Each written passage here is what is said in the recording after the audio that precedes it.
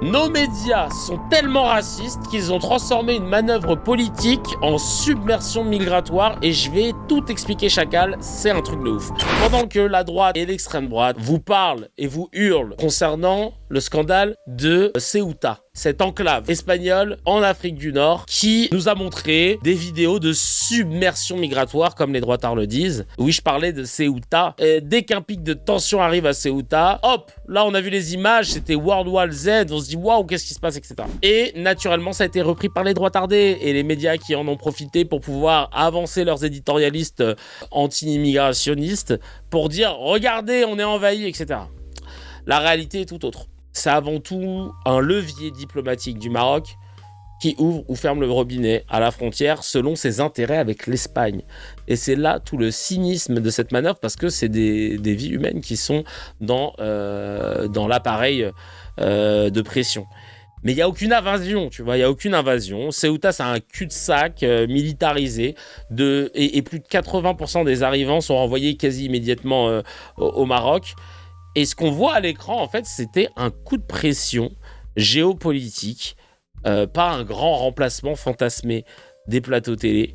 Et écoutez, évidemment, toujours à côté de la plaque, la ministre Aurore Berger accusait directement l'Espagne et les réseaux de passeurs. Et vous allez comprendre, en analysant comment les médias ont couvert tout ça, pourquoi c'était intéressant pour eux de récupérer et d'orienter leurs critiques. Ce sont des images presque de chaos, en tout cas des images qui sont très impressionnantes et j'imagine qui ont aussi interpellé et inquiété d'abord en Espagne. C'est aussi la politique qui est menée par le gouvernement espagnol en matière migratoire. Et voilà, le gouvernement espagnol, je le rappelle, de Pedro Sánchez est un gouvernement socialiste qui enregistre de très belles victoires, une croissance de ouf. C'est aussi un gouvernement, et d'ailleurs un des premiers gouvernements en Europe, à afficher son soutien inconditionnel à la cause palestinienne. Et c'est là que le bas blesse, parce que l'Espagne coche toutes les cases de ce que les droitards détestent, un pays de gauche qui fonctionne et qui est pro-palo. Il n'en fallait pas plus pour pouvoir sauter sur l'occasion, évidemment. C'était évident.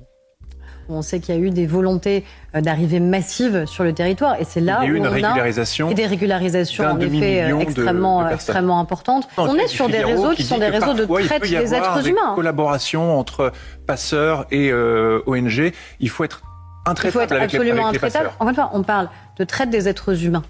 Ceux qui sont en cause, ce sont d'abord les autorités qui ne savent pas réguler et qui ont permis ce flux massif qui est arrivé en Espagne. C'est d'abord cette responsabilité qui doit être engagée, comprendre aussi qui a permis leur arrivée. Et on le sait, nous avons des réseaux qui sont des réseaux ensuite de criminalité, souvent, qui sont derrière et qui sont de la traite des êtres humains parce que ce sont des personnes qui donnent tout pour pouvoir partir.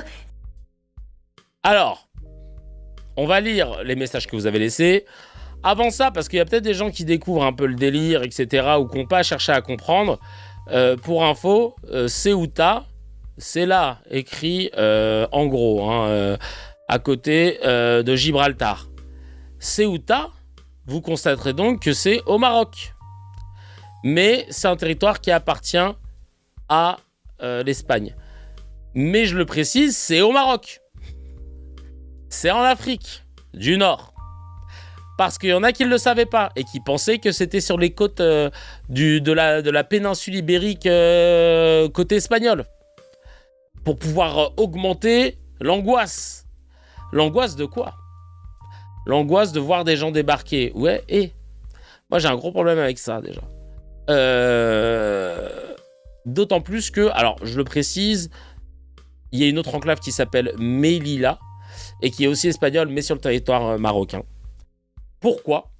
La raison principale, c'est que ces deux villes n'ont jamais fait partie du protectorat espagnol du Maroc. Leur souveraineté espagnole est antérieure de plusieurs siècles à toute présence coloniale espagnole au Maroc. Et donc, l'Espagne les considère comme des territoires espagnols à part entière, au même titre que les îles Canaries. Et c'est la source de tensions diplomatiques. Et ce qui est très drôle, et on le verra après, c'est que sur CNews, ça milite pour la décolonisation. Carrément, très rare de les entendre dire ça. Carrément, ça appelle à ce qu'on rende les deux villes du Maroc aux Marocains. Ils ont ramené une experte, Naïma Mfadel, essayiste évidemment, hein, quand on ne sait pas ce que tu fais dans la vie, qui utilise ce prétexte pour pouvoir tacler l'Espagne. Bah ouais, ce pays socialiste, là, les islamo-gauchias. Et regardez à la fin le clin d'œil qu'elle fait, très rapide. J'étais fucking gêné. D'autant plus que, et encore une chose aussi, M. Pedro Sanchez, progressiste, qui est pour la décolonisation, etc., doit aujourd'hui entamer des négociations avec le Maroc pour rendre Ceuta et Melilla au Maroc, qui sont des territoires marocains où il y a des Rifins, des Jbala qui y vivent, donc, et qui sont dans la continuité du reste du Maroc. Donc aujourd'hui, il faut arrêter, puisqu'ils se vantent d'être progressiste encore une fois et d'être dans ce mouvement décolonialiste. Je voudrais qu'on regarde les réactions politiques. On en a dit qu'on regarde les réactions politiques. On en a. Qu'est-ce que c'est que ça, cousine, là? Pourquoi ce clin d'œil comme ça? Je veux le fin mot de l'affaire. Qu'est-ce que c'était que ça? Qu'est-ce que c'était que ça? Elle a cru qu'elle avait d'être ça. Je sais pas. Je comprends pas. Moi, je propose qu'on leur rende d'abord cette bouffonne, nous dit Hotman. Elle est marocaine, donc évidemment, elle ne va pas dire autre chose, dit Karim. Sal qui dit c'est une tentative de déstabilisation du gouvernement espagnol suite à son soutien aux Palestiniens, d'où la contradiction de CNews qui se félicite des événements de Ceuta. Et aussi du déstabilisation liée au rapprochement entre l'Espagne et l'Algérie. Ils se moquent, nous dit Cécile, de la cohérence. Ils ne font que défendre leurs intérêts. Ils diront tout et son contraire, sans vergogne. Pourquoi se priveraient-ils à l'ère de la post-vérité? Cette dernière n'a plus aucune importance et le public s'en fout. Ils savent qu'ils ont gagné sur ce point. Et c'est bien là le problème. Et là, ça continue avec un nouveau token débloqué. On va faire venir tous les Arabes pour tacler l'Espagne pro-palo socialiste, des gauchias. Ramenez-moi tous les Boelem, là, on va défoncer. Il faut rappeler aux gens, parce qu'ils ne savent pas peut-être que Ceuta, on appelle en arabe Ceuta, est une terre marocaine. C'est une ville marocaine. Depuis des siècles. Oui. Depuis toujours, c'est marocain et il est occupé par l'Espagne depuis 500 siècles. Est-ce que c'est normal qu'un pays européen aujourd'hui colonise en toute clarté, toute simplicité, 2 villes marocaines? C'est pas normal. Ah ouais, carrément. Imaginez s'il avait dit est-ce que c'est normal qu'un pays occidental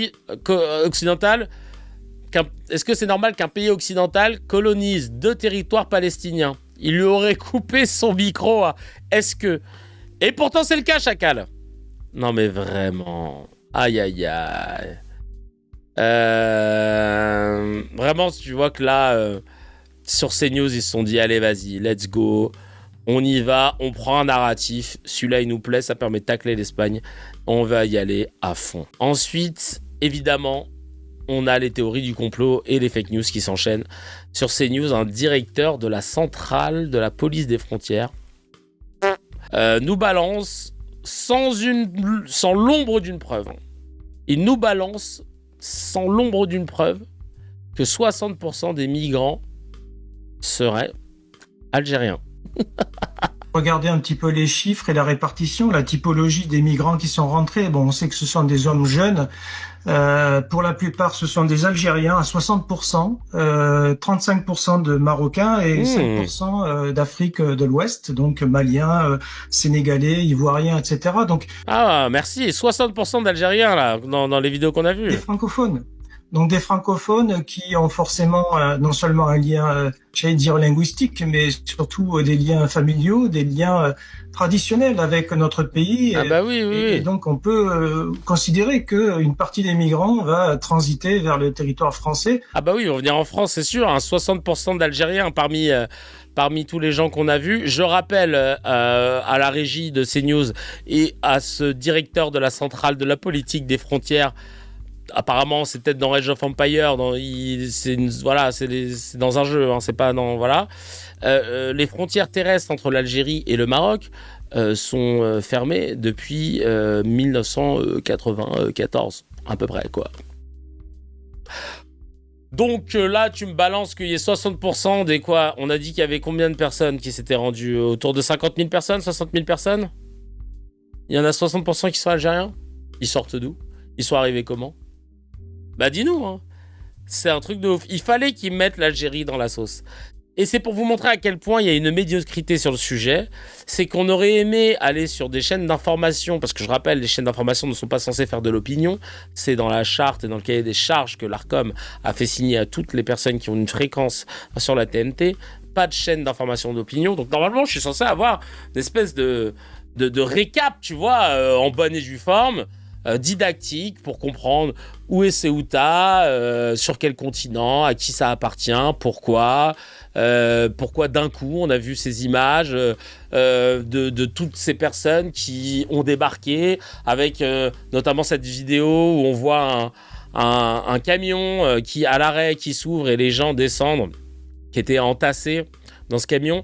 On se dit mais ça vient d'où, pourquoi, comment? Et évidemment non, on a malheureusement la télé qu'on mérite, merci l'Arcom, avec une chaîne d'information qui fait de l'opinion et les autres qui sont de plutôt droitardes et qui décident de parler que de ce qu'ils ont envie de croire et de défendre. Et je trouve ça scandaleux. Écoutez, parce que en plus, ça va même plus loin sur LCI. Tu vois, là, c'est pas CNews. Il y a un spécialiste qui a étudié en Amérique, je sais pas si c'était au Canada. Et là, le mec, il arrive et Vlatipas, regardez ce qu'il nous dit. Cette logique qui traverse aussi plusieurs partis européens. Ici, quand je regarde à qui cette crise peut profiter, je vois qu'elle ne peut pas profiter au Maroc. C'était la fête du trône, ce n'est pas une image reluisante, etc. Est-ce que ça profite à l'Espagne? Bien sûr que non. Il y a un seul acteur, véritablement, toute cette affaire à qui ça a profité, c'est Donald Trump. Et on a vu qu'il y a eu sur les réseaux sociaux une amplification immense par tous les réseaux MAGA habituels de ce qui s'est vu sur les images. Et Donald Trump, ça lui profite comment? Division de l'Europe, impact sur l'Espagne, et puis évidemment, par rapport à son propre cœur électoral. C'est Donald Trump. C'est quoi le rapport? C'est le seul gagnant de cette crise.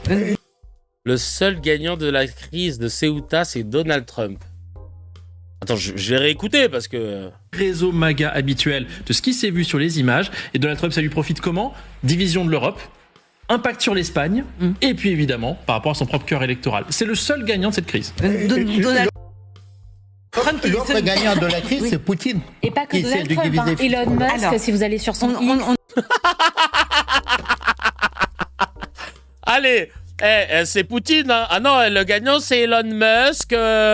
Allez, non mais bah oui, c'est Lionel Messi qui a gagné, c'est l'immigré parisien, tout le monde, le Pakistan, Moyench, ouais, Mani qui a gagné, c'est le grand gagnant de tout ça. Wesh, c'est Kvaratskhelia aussi. Qui a gagné. Non mais c'est une blague. Quand je vous dis que c'est pas normal qu'on ait ce traitement-là, moi je veux regarder des chaînes d'infos pour m'informer, chacal. Qu'est-ce que Elon Musk, Trump, Poutine ont à voir avec Ceuta? Ou alors dans ce cas, tu dis les termes. Tu balances pas des trucs à la volée, ça se voit que t'as pas préparé. C'est du grand n'importe quoi. C'est du grand n'importe quoi.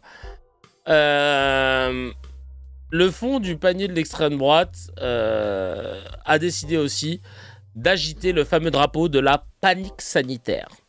CNews a trouvé son Marocain de service, parce que là, comme c'est l'été, on fait tourner l'effectif. Ils ont trouvé dans leur centre de formation d'arabes qui vont venir critiquer les arabes. Écoutez-le, vraiment le gars il est venu et voilà pour lui quelle est la menace sanitaire qu'impliquerait... la venue de tous ces Marocains depuis Ceuta. Est-ce que M. Macron est certain qu'il n'y a aucun islamiste dans les 60 000? Moi, j'en sais rien.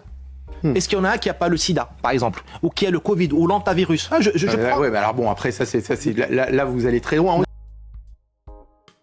Est-ce qu'il n'y a pas quelqu'un qui a le sida, l'antavirus? Est-ce qu'il n'y a pas quelqu'un qui a la lèpre, le scorbut? Est-ce que quelqu'un, il n'a pas été mordu par un zombie? Est-ce qu'il n'y a pas quelqu'un qui a été mordu par un zombie? On ne sait pas. Moi, je ne sais pas. Qu'il a été mordu, mais qui fait semblant. Il met des manches longues. Et qu'après, quand il arrive, après, ses yeux commencent à devenir rouges, il chope. Après, il y a l'épidémie. Après, il y a Daryl et tout. Il vient, il est sur son scooter. Après, on est obligé d'avoir une batte de baseball avec des clous. Non, mais c'est pour ça que je dis, il faut faire attention. Il faut faire attention. Ça va. Est-ce qu'il n'y a pas la vache folle? On ne sait pas. On ne sait pas. Il faut faire attention, là, vraiment. Hein. Il y a plus de maladies dans sa bouche. La vie de ma mère. Ah ouais.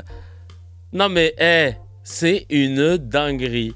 C'est peut-être même un alien qui s'est caché. C'est pour ça que l'AME, l'aide médicale d'État, c'est bien.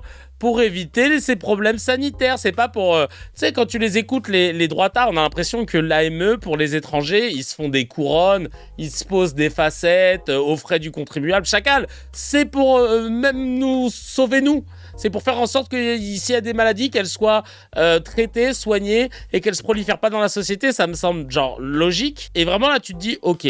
Pendant ce temps-là, d'autres éditorialistes débarquent sur les antennes pour raconter absolument n'importe quoi et sans contradiction. On écoute ce mec d'un think tank là qui s'appelle Millénaire. Alors c'est simple en France, hein, si tu veux être invité autour d'un plateau pour ouvrir tes seufs sur la table, soit tu as écrit un livre une fois et tu es essayiste, soit tu bosses pour un think tank. Et même si ton think tank, vous êtes il n'y a pas de problème. Oui, bien sûr, vous avez raison. En fait, déjà, j'aimerais dire un point quand même pour les téléspectateurs qui nous regardent et qu'il faut avoir bien en tête, c'est que la crise migratoire, elle n'est pas aujourd'hui, elle est devant nous en réalité. Oui. Elle n'est pas non plus derrière nous, elle est devant nous. C'est-à-dire que les basculements démographiques qu'il y a en Afrique, dans le Moyen-Orient un peu moins, mais en Afrique, sont tellement considérables que la crise migratoire est devant nous. En 1900, il y avait à peu près 100 à 140 millions d'Africains. Allez, c'est parti pour faire flipper. Et à peu près 300 à 400 millions d'Européens. Donc un Africain pour 4 Européens. En 2050, il y aura un Européen pour 4 Africains. Un Européen pour 4 Africains. Ah waouh. Mais du coup, c'est quoi le rapport? Ça veut dire quoi en fait? Genre concrètement là. 100 millions d'Européens, 2 milliards d'Africains. Et avec les dérèglements climatiques, l'instabilité sécuritaire, un nombre de réfugiés qui va augmenter. On va avoir une montée et d'ailleurs c'est... Mais un nombre de réfugiés où, bande de pitres que vous êtes? Regardez-moi ces Européens centrés, persuadés que dérèglement climatique, ça veut dire qu'il va y avoir encore plus de personnes qui vont arriver en Europe. Chacal, peut-être que dans 30 ou 40 ans, tu seras sur un putain de bateau en train de te faire recaler des côtes africaines parce que tout le monde voudra migrer en Afrique, là où il y a toutes les richesses possibles et inimaginables, parce que ton Europe, elle cramera sous les feux à répétition de ses forêts et compagnie. Donc chacun arrête de croire que le dérèglement climatique, il va être en ta faveur. Ça, c'est putain de occidentalocentré. C'est un truc de malade. Et j'ai envie de te dire... Et même si un jour, on est sur un Africain sur 4 dans la population mondiale, ça fait quoi? La démographie européenne, elle est vieillissante, elle baisse, on fait moins de bébés. Bon, et c'est comme ça. Depuis la nuit des temps, les populations évoluent. Et ça se mélange. Et c'est comme ça. Et donc là, si demain, on a toutes ces personnes qui sortent de l'enclave de Ceuta pour arriver en Espagne parce que leur but, c'était d'arriver en France, si on a une politique d'accueil qui est bien foutu, ce sera pas un problème de les accueillir. C'est pas un problème d'accueillir des gens. On peut accueillir des gens, on l'a toujours fait et c'est normal parce qu'il y a des gens qui partent, il y a des gens qui viennent, c'est comme ça, c'est des mouvements. Je vois pas pourquoi d'un coup tu te dis ah là là, vous avez vu, ils vont arriver et après ils vont vivre, voilà, avec vous. Alors, ouais, tu vas me dire, ouais, mais là, ça se passe pas bien, il fait n'importe quoi, comme avec tout le monde. Comme avec des gens qui ont des papiers, d'autres qui n'ont pas de papiers, etc. C'est l'humain. Mais juste, en fait, on va bénéficier de l'arrivée de gens. Bénéficier non pas parce qu'ils vont venir et ils vont... parce qu'on avait besoin d'eux à tel endroit, hein, juste non, ils vont être là. Et des gens, quand ils sont là, et puis ils consomment, et puis trucs et tout. Enfin, bref, ça crée un peuple, en fait. On échange, tu vois. Il y a un moment, il faut arrêter avec ce fantasme, cette chimère, plutôt. Ah ouais, s'ils viennent tous, comment on va faire? Il va rien se passer, Chacal. Il va se passer des choses. Et c'est OK. Il y aura des choses reloues, des choses moins reloues, comme avec n'importe quel être humain. Mais les mouvements de foule... de population à travers le monde, depuis l'histoire, ça a toujours été comme ça. C'est un truc de malade. De voir à quel point ils sont toujours en train de dire « Ouais, mais... Non, mais si c'est pour travailler dans les restos, ça va. » Non. Juste arrêtez de faire vos ruffins. On n'a pas besoin de migrants pour combler des postes. Non, juste... on a une population qui est vieillissante quoi qu'il arrive. On est de moins en moins nombreux dans notre pays. Il y a de moins en moins d'enfants.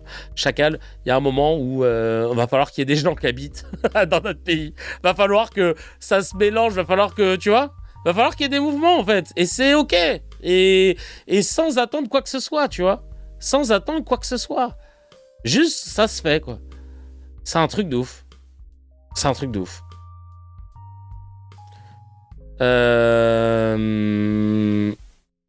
On enchaîne. Avec. Je viens de voir qu'il y avait Noémie Aoulia. L'histoire de la France, c'est que des mouvements de population, évidemment. Je viens de voir que c'était Noémie Aoulia sur le truc qui a dit Elon Musk aussi. Bah, décidément. Elle.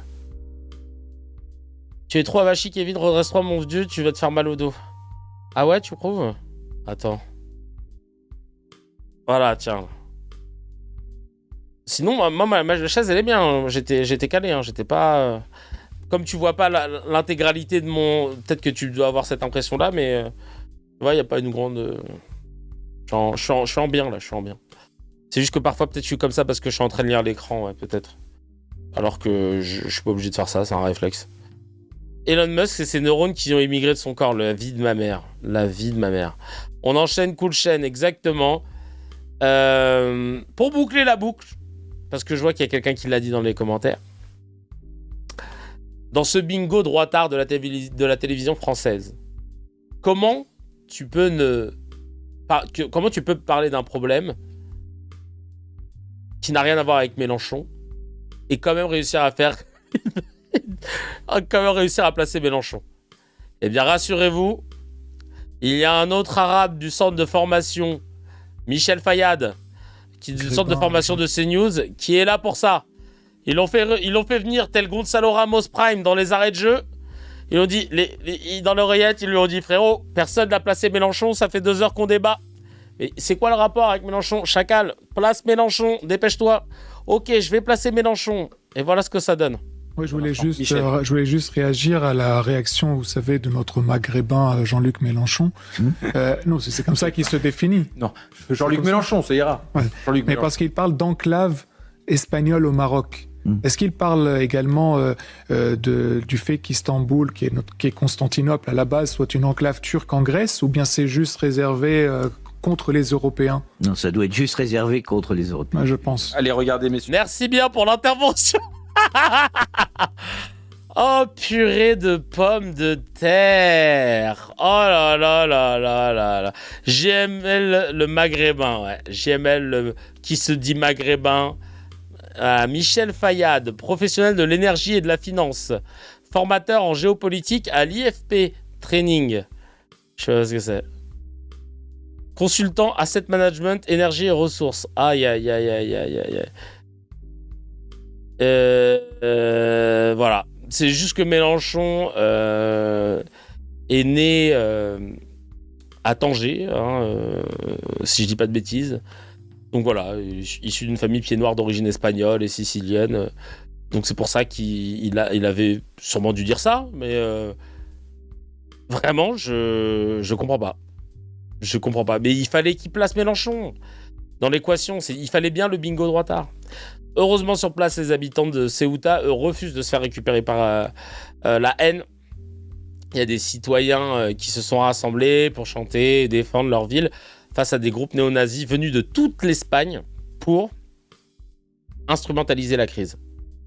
Je rappelle que l'IFP, c'est l'école de Marion Maréchal. Ah, merci. Ah oui, d'accord, il est prof là-bas. Ok, super. Merci de le préciser. Et d'ailleurs, il y avait une vidéo où t'as... on voit des habitants de Ceuta qui disent nous ne voulons pas être divisés, nous ni musulmans ni chrétiens, frères et sœurs, comme nous ici depuis plus de 60 ans parmi vous, que personne ne vienne de l'extérieur nous donner des leçons de patriotisme. Ceuta unis et non divisés. Et non divisés. Ceuta unis et non divisés. Voilà, c'est ça, surtout, qu'il faudra montrer. Le bilan humain de ce coup de pression diplomatique du Maroc sur l'Espagne, qui, je le rappelle encore une fois, a récemment rencontré l'Algérie et a discuté d'accords entre les deux pays, C'est un drame absolu. On parle de pas moins de 72 personnes qui seraient mortes en tentant de passer la frontière. Et pendant que les éditorialistes font leur cirque à la télé pour remixer l'histoire, nous, on veut plus de journalisme. Je m'adresse à l'Arcom. Dans le cahier des charges que vous avez fait signer aux chaînes d'infos, elles n'ont pas le droit de faire de l'opinion. On veut plus de journalisme dans les médias d'infos. Pas de l'édito chacal. On veut pas d'essayistes. On veut des gens qui savent ce qu'ils racontent pour éviter de nous manipuler et de nous faire croire n'importe quoi. Est-ce que c'est trop demander, putain, de l'Arcom, de ça ? On m'arrête là-dessus. Chacal, si tu as kiffé l'épisode, appuie sur abonne-toi, mets un petit j'aime et clique sur la cloche, ça fait plaisir. Pour voir l'épisode en entier, c'est sur la chaîne CKR Replay que ça se passe.